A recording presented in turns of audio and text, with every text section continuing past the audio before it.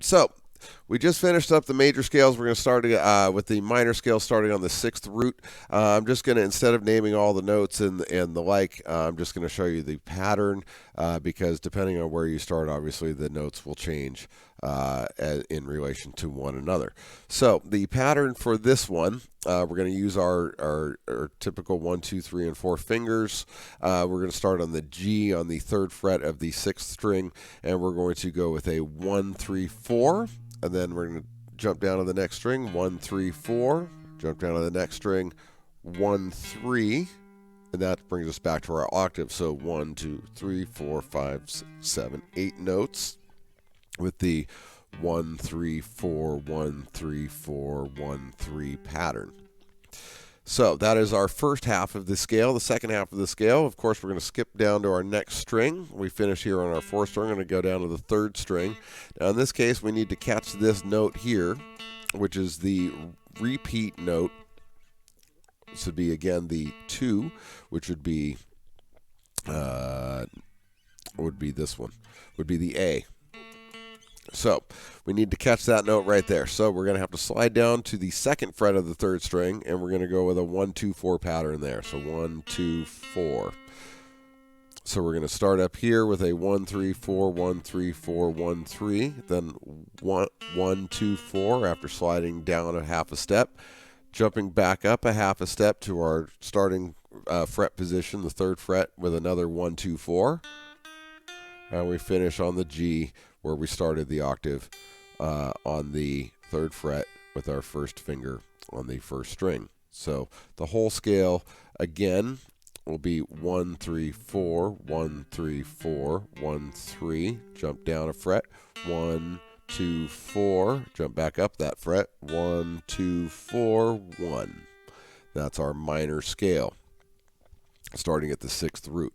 Now, as we just did the bar chords with the major chords, we're going to do bar chords again with the minors, and as we're flattening that one note,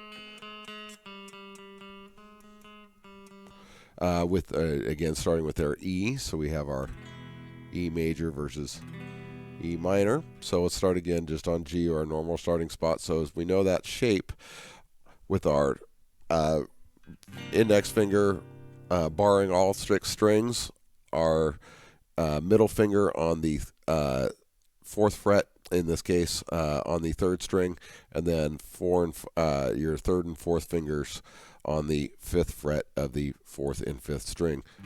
So there's that one. So the minor version of that is just take your middle finger off, and you can tell everybody as you are playing a more brooding sound what you really think about the whole situation.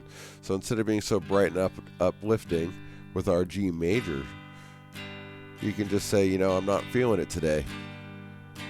And you kind of give them this kind of feel. So it's the major versus the minor. And as just as a quick radio reference, if you will, the song Creep by Radiohead really enunciates that very subtle change, but really pronounces it in the song Creep. So it starts with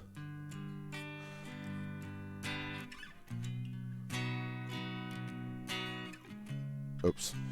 Let me try that again. G to B.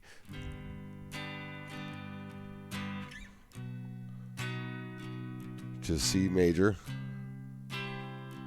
To C minor. And it's just that one note that I'm a creep.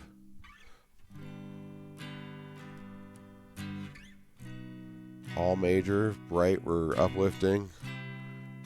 But you know what? It turns out that I don't belong here. It's that brooding kind of thing that happens there. It's just that flattening of that one note.